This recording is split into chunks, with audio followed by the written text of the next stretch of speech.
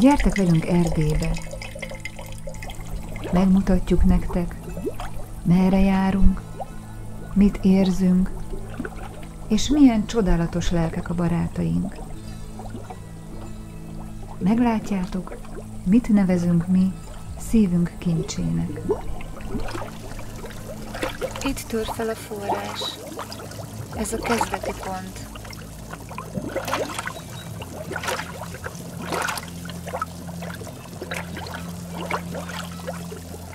És ebből lesz, kérem szépen, ez.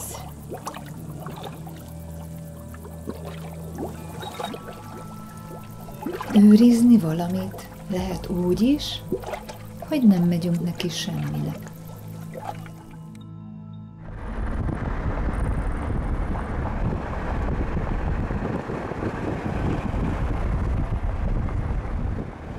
Itt vagyunk Csíkszeredában. Ma este itt lesz koncertünk a Zengő térben.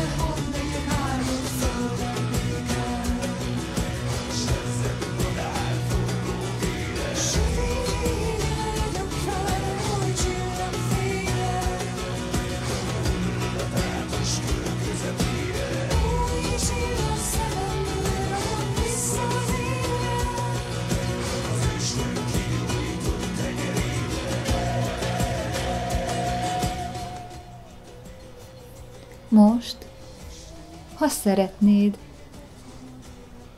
védj 3 mély lélegzetet.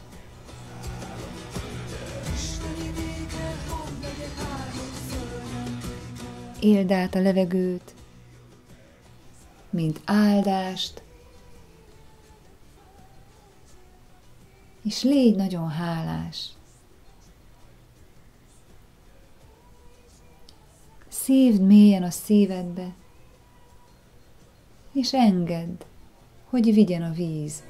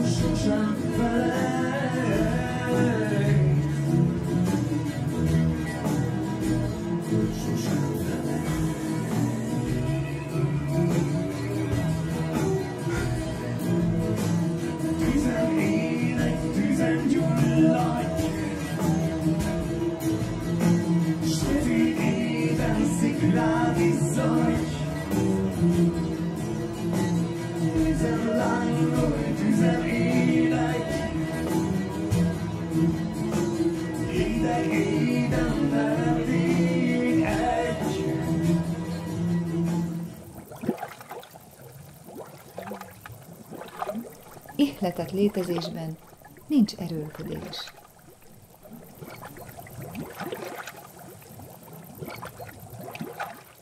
Száll a csuri, gyere ide. A brémai muzsikusok. Szokott a hátán ülni. Aludni szokott. Segédmedve. Segédmedve, hivatásos. Nem mész oda? Ne, megcsípd. Nem csípjük, még kibontja. Jaj, de édes. Nézzek. Ad puszit, amúgy mondja, hogy kutyuka.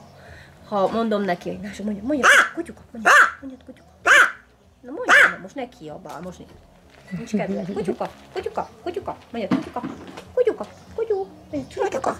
Jézus! Hallottad? Komoly! Mondta. De mondja, gyere, adjak puszit, Csuri. Rendesen beszél, persze, beszél.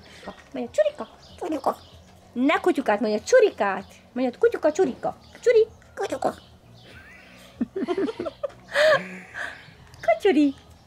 Puszit adsz? Mondja, adja puszit. Morci, figyelj már ide, Morci. Morci. Cicus. Cica is van. Egyrészt nagyon hálásak vagyunk, hogy itt lehetünk, és hogy megtisztelsz minket azzal, hogy mesélsz egy kicsit. A poszkártetőn jártunk, és annak kapcsán kerestünk most meg téged. A poszkártetőről egy pár dolgot elmondok, akkor 1100 méter magas, a felső háromszék egyik legmagasabb, könnyebben elérhető pontja, és hogyha oda fölmegyünk, és láttátok, ti is körülnéztek, akkor a háromszéki medencét teljesen belátjátok. Keletre pedig az 1000 éves határ az, ami körül határolja ezt a részt. 3 éve jött az ötlet, hogy oda kellene valami, ami a magyarságot összefogja, és ami talán túlmutat Székelyföldön, túlmutat Magyarországon, a mostani Magyarországon is, és a Kárpát-medence magyarságának üzen. Ma, hogyha felmegyünk a tetőre, hogy zarándok helyé vált. Látjuk azt, hogy egy szinte 10-11 méter átmérőjű épületről van szó, gömbfából épült, és a 6 szobor helyett 8 szobor van az épületben. Az eredeti elképzelés az volt, hogy Nimrod ősapánktól indulva Hunor, Magor, Attila, Csaba és Árpád fejedelem lesz a tetőn. Középen az életfa, amiben egy Mária arc, a boldogasszonyunknak az arca található. És most pedig a 2 újabb szoborral csatlakozva Szent László és Szent István csatlakozott a társasághoz, és a Magyar Szent Korona pedig a tetőn lezárja az egészet, ugyanúgy áldásként is ott van az építmény fölött. És éreztük azt végig, hogy egy nagyon erős segítséget kaptunk a Jóistentől, hiszen hogyha ő nem szerette volna, hogy ez ott létrejöjjön nekünk, emberileg esélyünk sem lett volna létrehozni ezt a csodát, úgymond. Óriási összefogás, óriási segítség, emberi és isteni segítséggel készült el. Akármerre járok, én mindig azt látom, hogy itt nagyon komoly értékőrzés zajlik, tehát látom a Johannékat is, hogy ők is egy hatalmas kincset őriznek, és sokat gondolkodom azon, hogy a székelység azt is jelenti, hogy határokat őriz, de azt is, hogy emberi értékeket, meg nagyobb volumenű dolgokat megőrzi ugye a jövő számára, vagy akik most éppen alszanak, azok számára, hogy átmentések zajlanak. Na most ilyen értelemben szeretném megkérdezni tőled, hogy az őrzésnek mi értelme van, mi lényege van, célja? Sokat gondolkoztam azon, hogy én kolozsvári születésűként mit keresek itt Székelyföldön. És miért érzem azt, hogy ez az otthonom. Tehát úgy érzem, mintha én itt születtem volna. És rájöttem arra, hogy mindennek célja van, vannak kicsi, apró emberi célok az ember életében, és vannak olyan dolgok, amikor úgy beleszólnak a te emberi elképzeléseidbe, és fölülírják azt akár.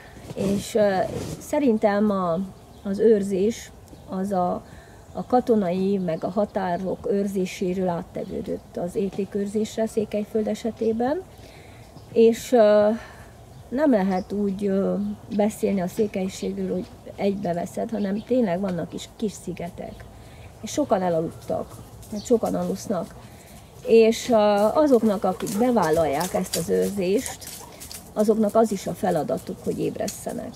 Fontos az is, hogy ne a mennyiséget nézzük, hanem a minőséget. Tehát most itt már nem is, ebben a mai világban mindenki a mennyiséget nézi, és erre hajt a világ, hogy minél több legyen, de a maroknyi, vagy a kicsi is tud menteni és őrizni, és talán nem is kell a tömeg, mert fontosabb az, hogy az a pár ember tudja azt, hogy mi a dolga, és hogy mit kell tovább adjon.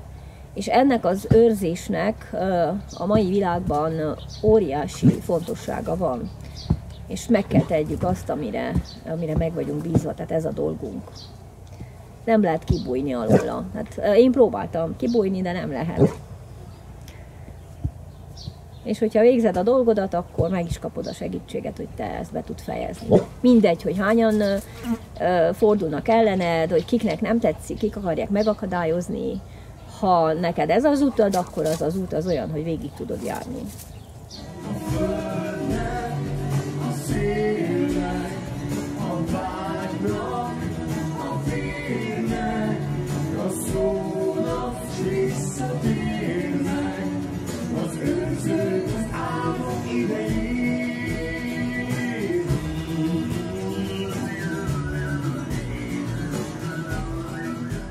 Mi a legfőbb tanítás, amit ránk hagytak az őseink? Hát a legfőbb tanítást én úgy foglalom össze, hogy ott van a mesében. A mesében, amikor elindul a 3 legény szerencsét próbálni, és annak lesz sikere, általában a legkisebbnek, aki betartja a törvényt. És a törvény az, hogy szeresd a körülötted levő világot, az életet. Én most nem csak az embertárs szeretetére és az Isten szeretetére gondolok, hanem arra, hogy szerintem mi élőlények mind össze vagyunk kapcsolva valamilyen szinten egy láthatatlan szállal, és hogyha mi ezt a szálat nem szakítjuk el, és tápláljuk, és segítünk az elesetten, fölemeljük a gyengét, és próbálunk jót tenni, és ugyanakkor, ha kell, akkor meg is védeni a miénket, mert a királyfi is megharcol a sárkánnyal, és néha eléveszi a kardot is, nem csak a szeretetet. És ezen az úton járunk, és erről nem térünk le, akkor teljesítjük a küldetésünket, mert nekünk úgy érzem, hogy itt ebben a mai világban több, nem évszázados, hanem több évezredes jelenlétünk van. Különböző nevek alatt, de itt voltunk. És ha már itt voltunk, és megőrzött eddig a Jóisten, akkor tudnunk kellene azt, hogy mi a dolgunk, és egy olyan üzenetet kellene hordoznunk a világ felé, hogy ezt a mai világot valahogy megállítsuk abban a rohanásban, amiben van, és abban a pusztulás felé vezető úton. Nem tudom, ez mennyire fog sikerülni, mert talán saját magunkat is meg kellene előbb menteni ahhoz, hogy másokat meg tudjunk menteni.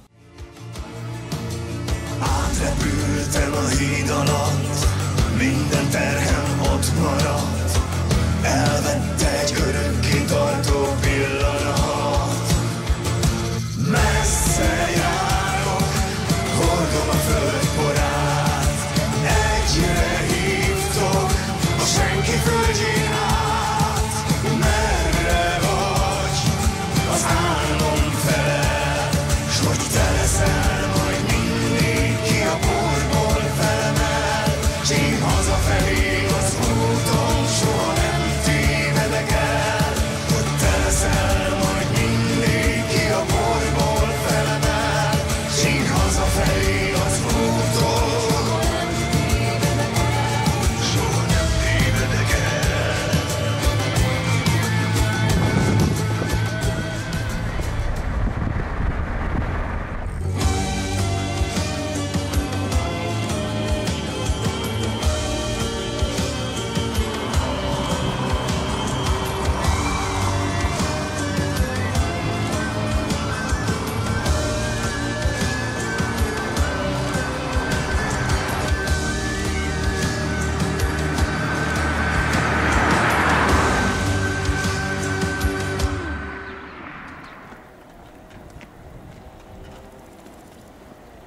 Itt vagyunk a Csiszárfürdőn. Hamarosan átpakoljuk a cuccainkat egy terepjáróba, és az Erdei úton fogunk följönni. Ancsi, én megyek gyalog, és javaslom, hogyha te beülsz, akkor fel tudod venni, hogy belülről hogy néz ki ez az egész meg. Ez a mi autónk. Igen, ebből pakolunk át emebbe, a terepjáróba. Csak kommentelek a felvételhez. Kedves naplóm! Ez mind a mi cuccunk, ezzel járjuk a világot. Nézzétek. Egy autóba elfér. Ő pedig a mindenes. Csika. És ami elromlik, az nem is olyan fontos. Logikus.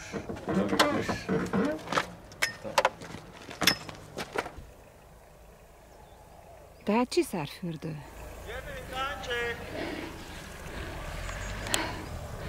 Ezt nézzétek!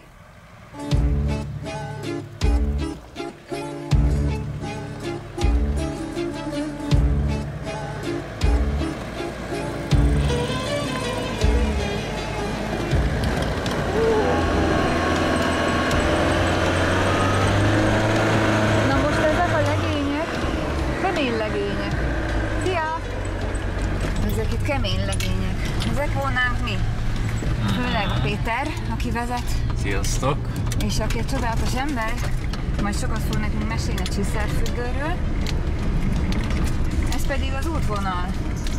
Mert aki erdőbe akar muzsikálni, annak fel kell hordani a technikát. Igen, a hegy tetejére. A hegy tetejére.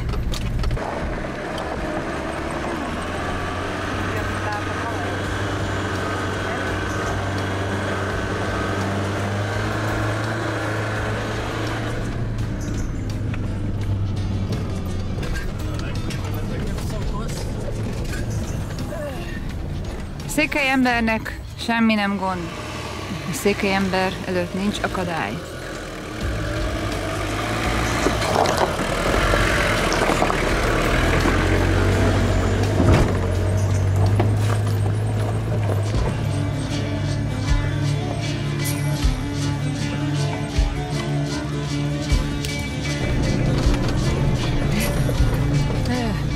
De még ülni is nehéz.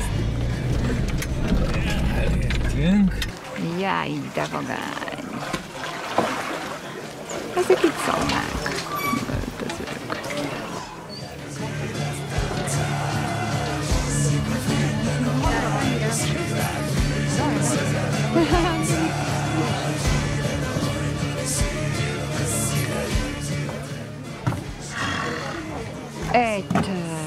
Az oroszlán megérkezett.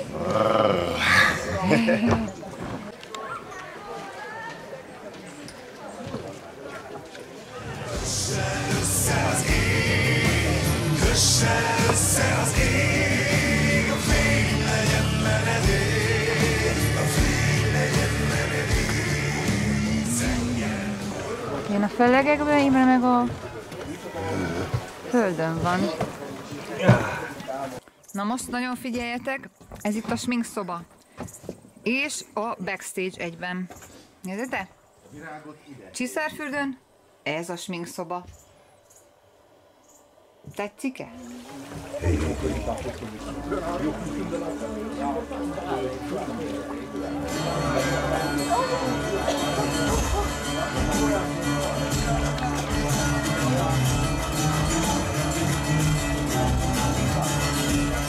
Kedves Johan, az első dolog, amit mondani szeretnék, az, hogy végtelenül hálásak vagyunk, hogy ide járhatunk most már harmadszor Csiszárfürdőre, mint Karakürt zenekar játszani. Mindig megcsodálom ezt a helyet, és megcsodálok titeket, hogy tartjátok ennek a helynek a terét, a tisztaságát, és őrzitek. És szeretném megkérdezni, hogy mi az, amit ti lényegileg itt őriztek? Hát sok mindent egyszerre. Elsősorban persze a vizeket, a borvizeket, amelyek itten nagy számba és nagy mértékben a földből fakadnak. Ezeknek persze a megfelelő felhasználási módját őrizik, hogyha úgy akarod. A borvizek, amelyek itt találhatóak, azok mind fából való medencékbe vannak foglalva, ezek a medencék mind a forrásokra vannak építve, és ezt itt nálunk Erdélyben évszázadok óta ilyen formában használják. Ilyen formában hasznosítsák a borvizeket a gyógyulás érdekébe, hisz ez egy gyógyfürdő.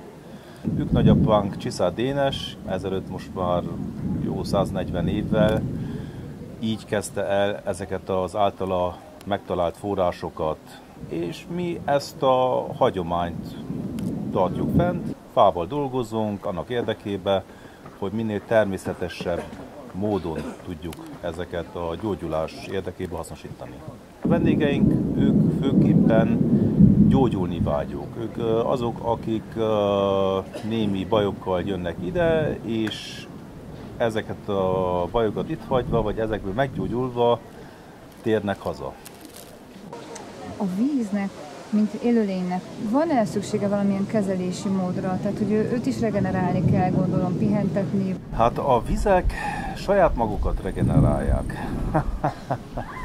A vizekhez mi igazából nem kell hozzányúljunk. Mi nem kell szűrjük, nem kell tisztítsuk, nem kell semmit se csináljunk velük, inkább békébe kell hagyjuk.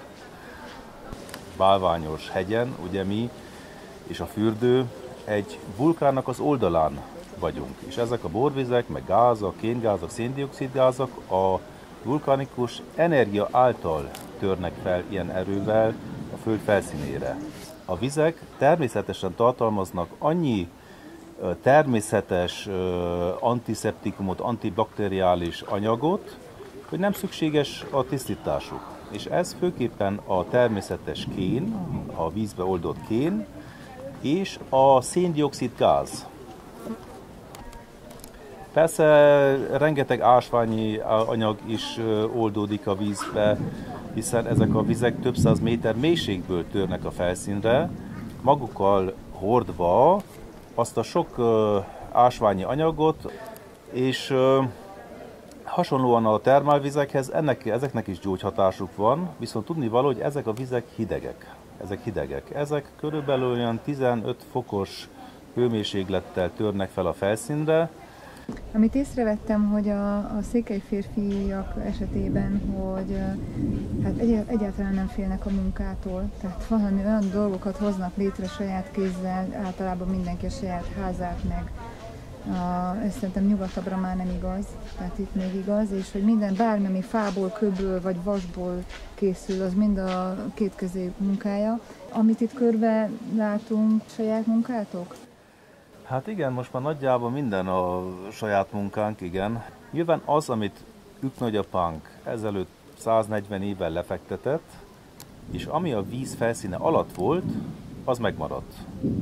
A vizek, ahogy meséltem, antibakteriálisak, antiszeptikusok, úgyhogy nem rothad a fa a víz alatt. De minden, ami a víz felszíne felett van, azt évente meg kell újítani. És legalább 10 évente újra kell építeni gyakorlatilag a fürdőt, hisz a fa az egy természetes anyag, rothad, és ezáltal azért ez egy, hát a fürdő karbantartása az nyugodtan el lehet mondani munkaintenzív.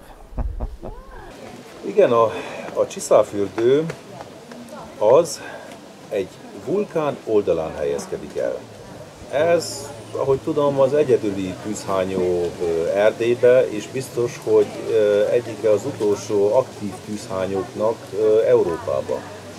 A vulkán kráterébe a híres Szent Anna tó található, és mi ennek az oldalán vagyunk. Persze a vulkánikus energia az a természetet mindig nagyon aktívá tette. Sok helyen törnek elő a borvizek, törnek elő gázak a földtől. Azért a vulkánikus energia még földrengésekkel is jár, földcsúszamlásokkal. Ez egy ilyen szempontból egy nagyon aktív hely. És a régi magyarok, az őshitű magyarok persze az ilyen természeti helyeket keresték fel, ahol ennyire élő a természet, és ennyire mozognak az energiák.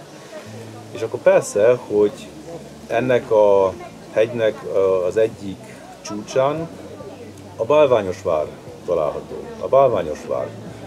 Miután a magyarság átért a kereszténységre, a Magyarország területén levő utolsó őshitűek ide vonultak vissza. Ez a mitológia, ezek a mesék, ez a történelem, ez annyira megfogott minket is, másokat is, de ez a mi fantáziánkat, az én és testvérem fantáziánkat mindig megragadta. Ezen a téren működni, itt lenni, és ehhez a hosszú történelemhez egy kicsikét hozzátenni. Egyes medencéket már ilyen szemlélettel újítottuk fel. Ősök medencéje mellé, vagy a bejárathoz már életfákat faragott a testvérem, és mi nagyon szívesen látunk előadókat, akik akár szellemi szempontból közelítik meg a témát, történelmileg, művészi szempontból, úgy mint a Karakült együttes is, a zene által.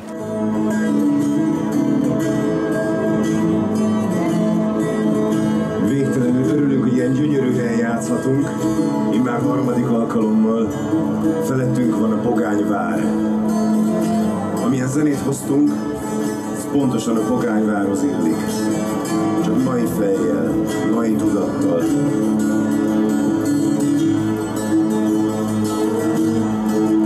Egy dolgunk van, az emlékezet. Soha el ne veszítsük gyökereinket, mert különben elfúj a szél.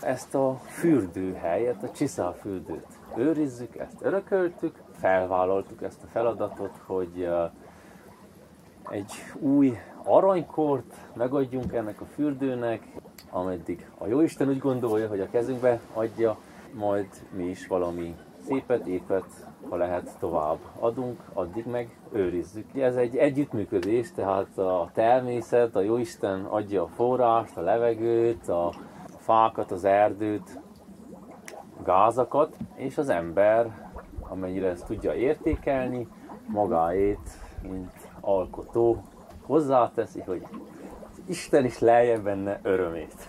Mi nagyon sokáig külföldön éltünk. Azt hiszem 20 évet éltem, főleg Németországban. Székely öntudatban neveltek, és úgymond hazatérve, aminek az egyik fő oka ez a fürdő volt, próbáltam a lehetőséget megragadni, ezt a székely öntudatot egy kicsit jobban megélni, megérteni és megismerni, hogy ez miről is szól.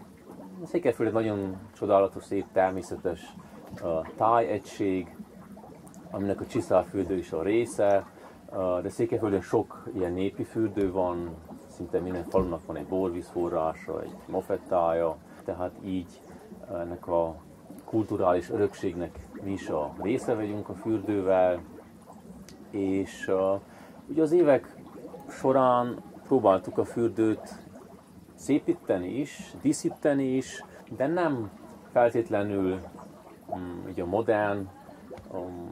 egy modern arculatot próbáltuk neki adni, pedig mind a ketten a testvéremmel kommunikáció, design szakon végeztünk, tehát ismerjük az új trendeket, a turizmusban is, meg az építkezésben is, de mi ezt a fürdőt így természetesen, hagyományosan próbáljuk tartani, és azt szerint is próbáljuk szépíteni, és ehhez a székely népművészetet is úgymond befogtuk, tehát itt vannak faragott oszlopok, életfák, akkor a kopjafák, amelyek például a csokoládé medencét díszítik.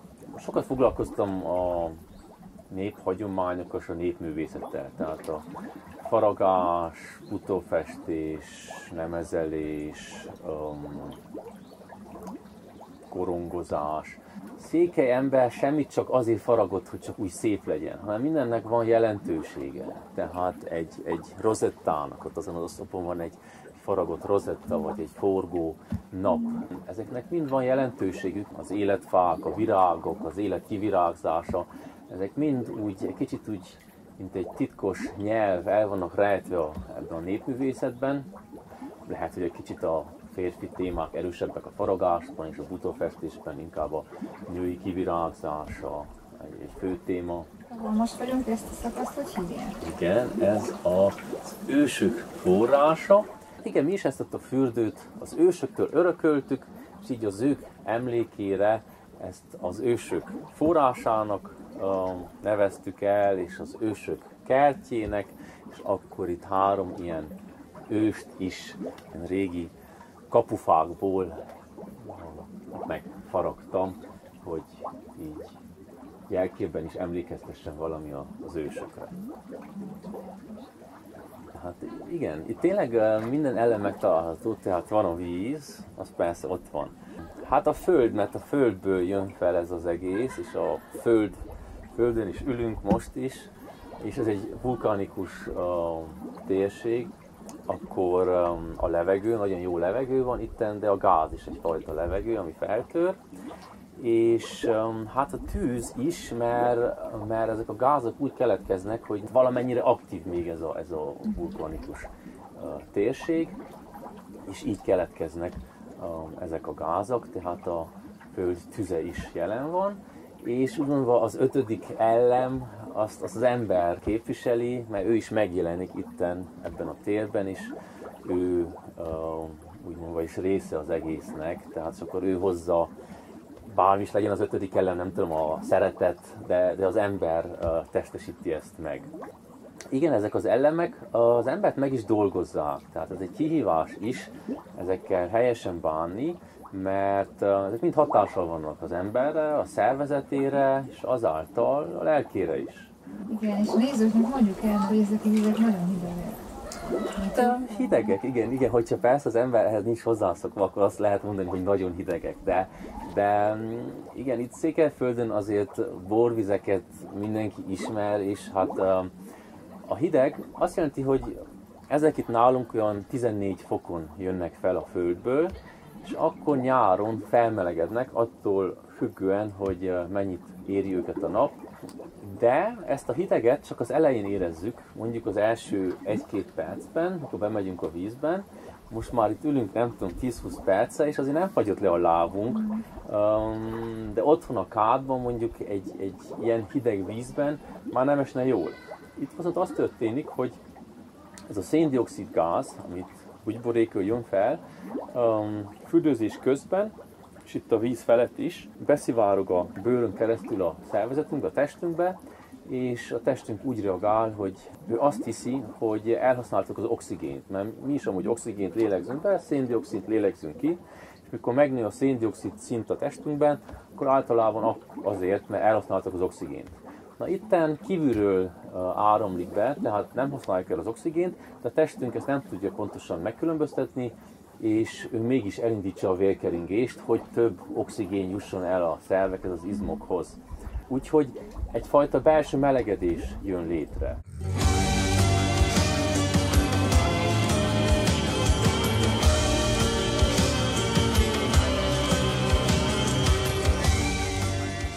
Én úgy érzem, hogy nagyon változó időket élünk, vagy fogunk élni. Felgyorsult a világ, a fejlődés, a technológia. Ez részben társadalombontó, úgy vélem én, és értékbontó. A székelységnek megvan egy bizonyos értékmegőrző ereje, hagyománya, és ebben erős, és szerintem ez jelenleg egy jó, méltó feladat a székelységnek, hogy bizonyos értékeket megőrizzen, de nem csak úgy, mint hagyományőrzés, hanem megélve. Tehát a Székelyföld még mindig egy nagyon, nem akarok senkit megsérteni, de akár úgy lehet fogalmazni, hogy még mindig egy ilyen fajta archaikus állapotban létezik. A népi lélekben ott van ez a nagyon régiség, ősiség, ami nagyon sok értéket tartalmaz. Ezek még élnek, tehát nem csak mint hagyományőrzés vannak székely társadalom részeként jelen, hanem a mindennapi életben és az emberek érzelmi világában is.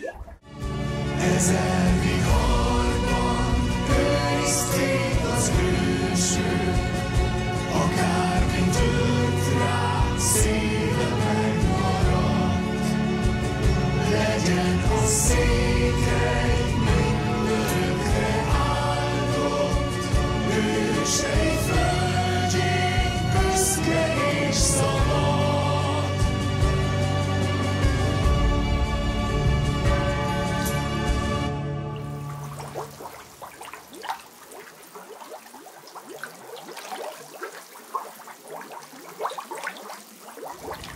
Ételre vigyázni, jönnek a kutyák.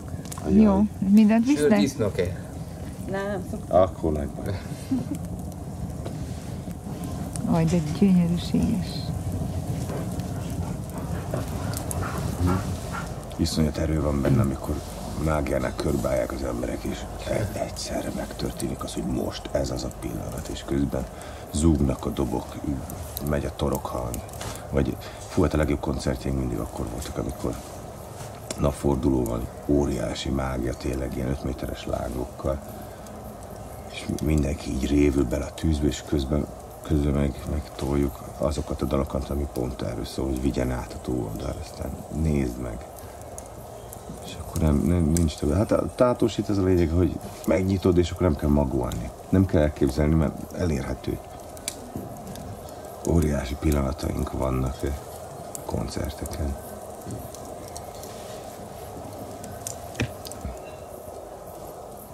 Nincs két egyforma láng, mint egy zsinórírás elképesztő. A mongolok írása nagyon-nagyon hasonlít a tűzlángjaira. Fentről írnak lefelé. Gyönyörű. És a mi rovásunk is gyönyörű. Minden jel. Egy világ, egy szimbólum. Minden szabad, ami másnak nem árt.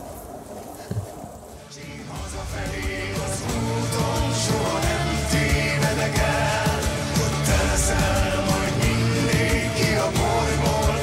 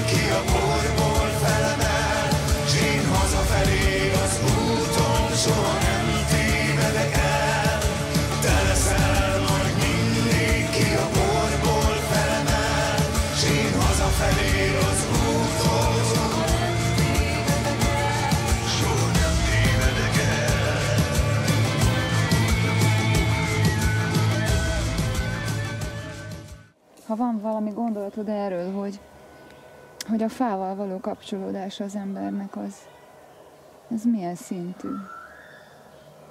Hát itt a Székelységnél elég régi. Tehát hegyi ember minden felszerelését, butorzatát, ilyesmit mindent fából készített. Azt ugye díszítette, faragta, festette. Régi motivumokat, olyan jelentőséggel bíró motivumokat is, amiket nem igazán ismerték már a jelentőségét. Mai napig is vannak olyanok, hogy nem tudja, hogy az mit jelent, de ráfaragja, vagy felfesti a bútorra. Ugye a mestergerendák, amik elengedhetetlen részei voltak valamikor a székelyházaknál. Díszítettek voltak, sőt az volt a legjobban díszített bánti dolog.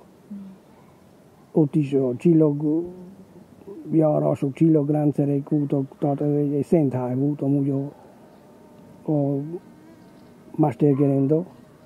Tehát én hallottam olyant, hogy például így a mestergerendát azt annyira szent helynek tartották, végülis a bölcsőt is arra akasztották fel.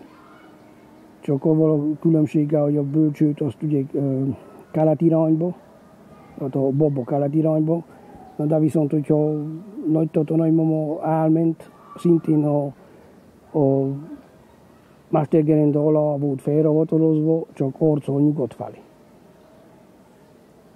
Na, voltak olyanok is, hogy például ugye hazudni se lehetett. Tehát, hogyha most a feleség kíváncsi volt, hogy a férj már járt, vagy esetleg gyanúja volt arra nézve, hogy más nők után, akkor állította, kérte, hogy álljon a mestergerenda alá, most mondja, hogy igaz vagy nem igaz. És amúgy a használati tárgyait az ember, tehát most akár egy fakanalat is szépen díszítettek. Faragtak, valamit belefaragott. Nem volt ritka ugye a rozetta, a napkerék.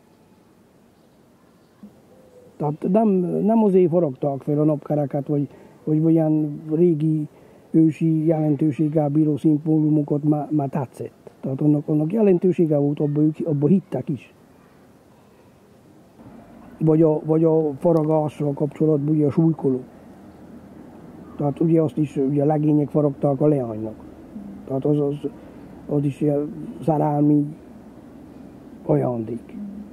Tehát gyakorlatilag az én véleményem szerint a magyar népművészet az a szerelemről szól.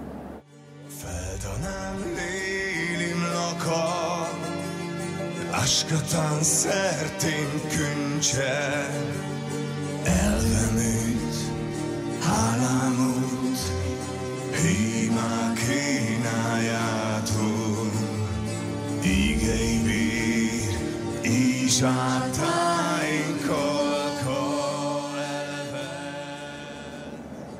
Tehát ha jól bele gondolunk, ugye virágnyelven el lehet mondani mindent. Hát mi az életfa, a hitvilágban, a tetejetlenfa, amelyik összeköti az alsó világ, az emberek világa, meg a felső világ. A mesékben is benne van, hogy a királyfi, mikor elindul ugye előre, hova megy előre, lemegy az alvilágba. Ugye onnan jön vissza, onnan tud tovább menni felfelé. Ez minden, nem csak a faragásban, az festészetnél, az mindenhol jelen van a magyar népművészetben. A magyar hitvilágnak egyik alapja. Erdő, sűrű, erdő, la la la la, la la la la. Megbolondolok ezért a világért. Az ember újra szerelmes az életbe. És mindenütt ott a nap.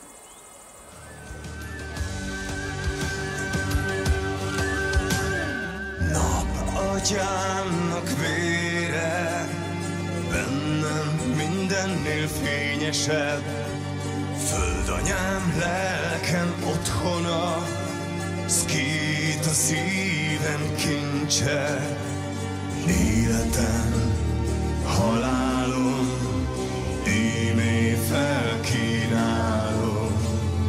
Ősi isteni szövetség mindig él. Életem, halálom, ímé felkínálom. Ősi isteni szövetség mindig él. Hát, ami fontos, bizalom, becsület, őszinteség. Ne olyan dolgok, mint ugye bort iszunk, vizet prédikálunk. Vagy nem kellene, hogy az indiánok közé láttam így az előtt filmeken, hogy azt mondták a hazug emberre, hogy kétnyelvű. Kétnyelvű, mint a kígyó. Egyikkel azt mondja, a másikkal azt mondja. Ez azért fontos. Akár, hogy másfelé mutatnak a dolgok a modern világban, de azért ha valakinek tudsz adni a szavára, vagy meg tudsz bízni benne, azért szerintem sokat számít. Tehát a bizalom nélkül most már a kapcsolatot is hogy lehet kialakítani. Tehát ha nem bízol meg egy nőben, vagy a nő a férfiban, akkor hogy lesz abból őszinteség? Tehát ha nincs bizalom, akkor nem tudsz őszinte lenni. És ha nem tudsz őszinte lenni, akkor onnantól tovább semmi sincs. Milyen egyszerű. Hát igen, annak tűnik. A Kázbához kitáktól léteztek amazonok, léteztek ugyanúgy a hunoknál, ugyanúgy léteztek a magyaroknál. Nem igazán tudtak úgy hozzászólni, vagy hirtelen választ adni olyanra, amikor megkérdeztem, hogy egy olyan nemzetnél, ahol a nők harcosok lehettek. Hogy lehet azt feltételezni, hogy nekik nem volt jó? Pedig a magyar nemzetnél egy természetes dolog, mert soha nem volt olyan, hogy nem volt joga. A katona és a harcos között jó nagy különbség. Mert harcosként élni, tehát azokban az időkben harcosként élte le a férfi az életét, az nem azzal talál, hogy én most beállok a seregbe, és aztán onnan nyugdíjba jövök. Tehát a kettő között nem egy. Viszont a régiek azokban az időkben, ugye például a nők, akik harcosok voltak, ők meg tudták érteni, és fel tudták fogni azt, hogy amikor ő családot vállalt, és gyereket szült, akkor onnantól ő nem ment többet csatába. Tehát nem azért nem ment, mert nem volt joga, hanem azért, mert neki már más lett a kötelezettsége. Ugye a gyereknevelés, az otthoni tűzhely, melegen tartása, ott már a férfinak volt a kötelessége, hogy azt megvédje. Tehát azért is mondták a régiek, hogy hát a nő a család oszlopa, a férfi annak a védelmezője. A nő meg tudta érteni, hogy a férfi az ilyen, mert a férfi ilyen. A férfi is meg tudta érteni, hogy a feleség az olyan, mert a nő olyan. Hát, szerintem ez is egy alap dolog, ami most nincs meg, hogy el tudták fogadni egymásnak a hibáit, meg az olyan dolgait, ami a másikban nem volt meg.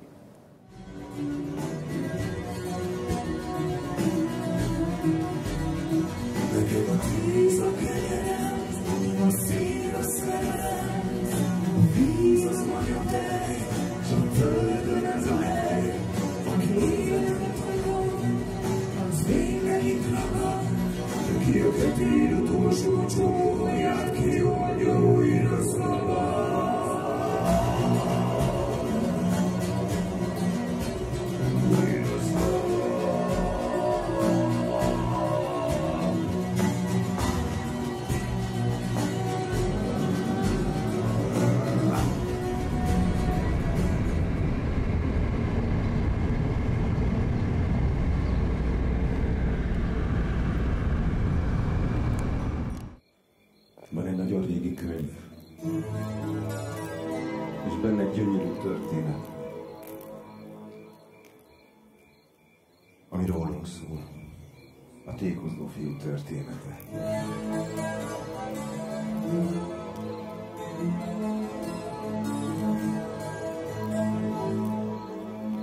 aki elindult a terített asztal mellől, az atya mellől, a családja mellől, a fényből.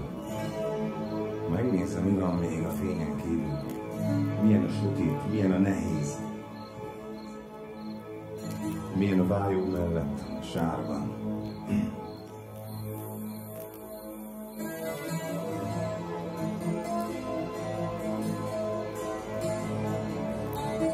És hiába fárad a lélek, tudja, hogy nem adhatja fel.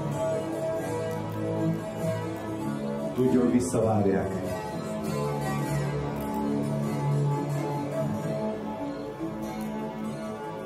Tudja, hogy a forrás visszavár. Hát ez a mi dalunk.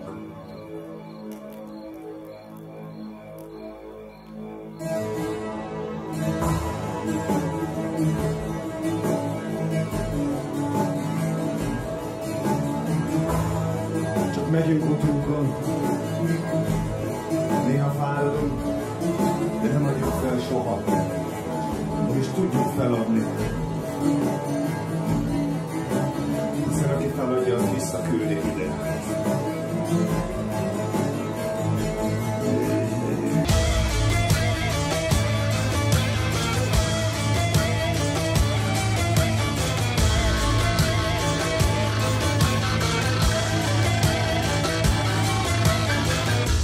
Járja köves útját, lassan ássa a saját sírját, sosem adja fel. Szorítja az összes múltját, néha feszíti lelke húrját, még nem felejtette el.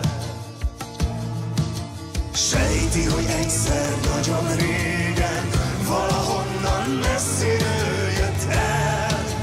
Miért is hagyta el? Érzi, hogy egyszer visszatérhet a tékozló, ki szétszórta mindenét, de visszavárja az ég. Átrepültem a híd alatt, minden terhem ott maradt, elvette egy örökké tartó pillanat. Messze járok, hordom a föld porát. Harmadik éve valahányszor itt járunk a környéken. Ez a szálláshelyünk. Itt fogadnak a barátaink. Nagyon szeretném megköszönni, hogy ide járhatunk hozzátok is, hogy most már nem is tudom, ötödször talán, hogy helyet adtok nekünk. És szeretnénk tőled is megkérdezni, hogy ti mit őriztek? Jó kérdés. Mi a nyugalmat szerintem? A várat őrizzük itt a tövében, és az erdő csendjét is őrizzük újabban. A várral kapcsolatos őrzés az hogyan válik? Hát inkább ez is egy belső dolog. Van fizikai nyilvánulása is, kitisztítjuk konkrétan a teret, a gyomokat, a felnőtt gazokat, de inkább egy várban közös ünneplés, a napfordulók alkalmával, egy tábortűz, és amit a várlakók valamikor képviseltek, azt feleleveníteni, mert ugye ez most el van rejtve jól, az ősi magyar hit. Azok számára, akik most ezt az anyagot nézik, elmondanád, hogy hol vagyunk? Igen. Bálványosfürdőn, Kovászna megyében, Erdélyben. A legcsodálatosabb borvízfürdők helye. Az utolsó magyar pogányvár is itt található. Közel van a Szent Anna-tó is, a Mohos-tőzegláp, és nagyon-nagyon sok jó borvíz található a környéken. Összesen 42 főt tudunk elszállásolni, ezt 6 kis házikóban, illetve 7 szobában, apartmanos stílusú szobák, 2 személyes, 3-4 személyes szobák vannak. Mi 7 éve élünk itt, működtetjük a helyet, tartjuk a teret. ide járó emberek épülnek, tisztulnak, gyógyulnak. Erről tudsz egy kicsit mesélni, hogy milyen változásokat indít be a hegy, a levegő, a környezet? Hát először is bárki, aki idejön, jobban alszik. Ez az első, hogy úgy kipihenik magukat, lerakják az otthoni batyut, egy-két éjszaka után már belazulnak az emberek, és kezdenek itthonosabban mozogni. Megtanulják értékelni a csendet. És persze a gyógyulási folyamatok, amiket a vizekbe indítanak, a környéken levő gyógyvizek, ezek is, látom az emberek arcán a hálát, úgy a természet iránt, hogy van ilyen. Az orvosok nem tudtak semmit kezdeni, és itt meggyógyulnak. De hogy érzed, hogy a természet, a föld megbírja a mi terheinket? Mert ugye itt nem csak fizikai problémáktól szabadulunk meg, hanem sok lelki nyomortól is lehet. Hogy bírja? Megbírja. A természet anyácska erősebb annál, a mi kis problémáinknál. Mivel tudnánk neki mi is adni valamit? Mi lehet az, amivel? Hát a hála, az mindenképp.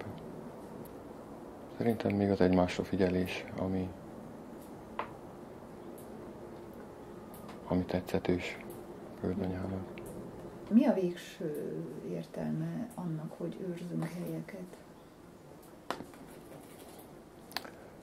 Véleményem szerint az, hogy mint hogy ezt a helyet is, meg ahogy a tájlingék is, az őseinktől kaptuk kölcsön. Igazából vagy van a mondás, hogy a gyerekeinktől kaptuk kölcsön.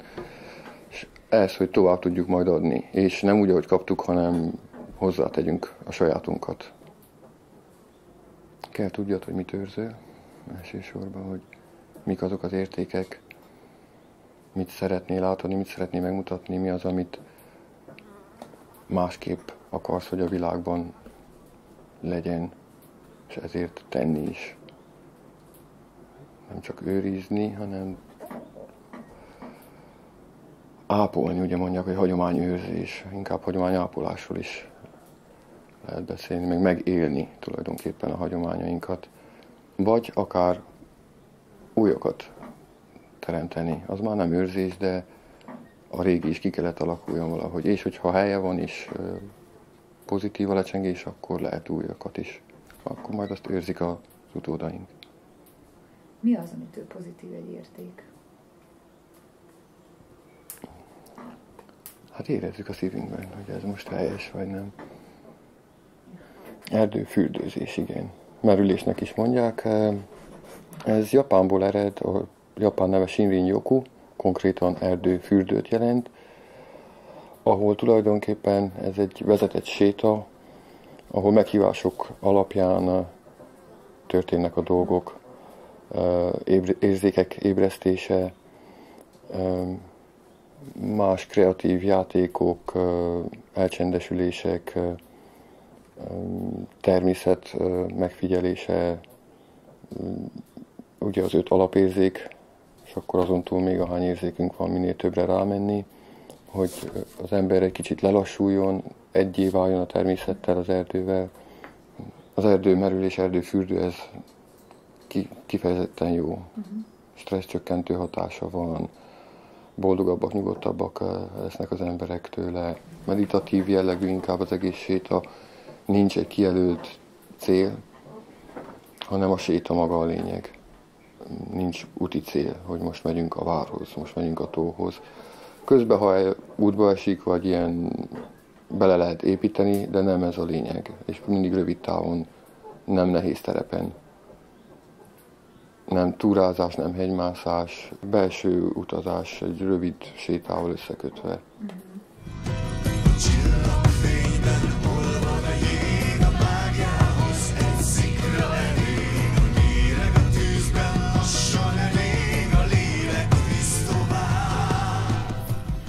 Az erdő szakrális templom.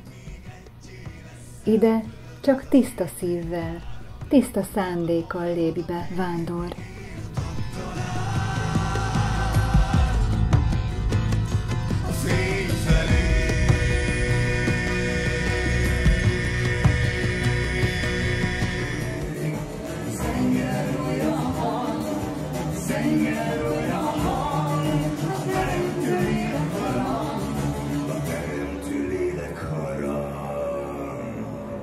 Lobban az égen a tűz, a lángok járják az élet táncát.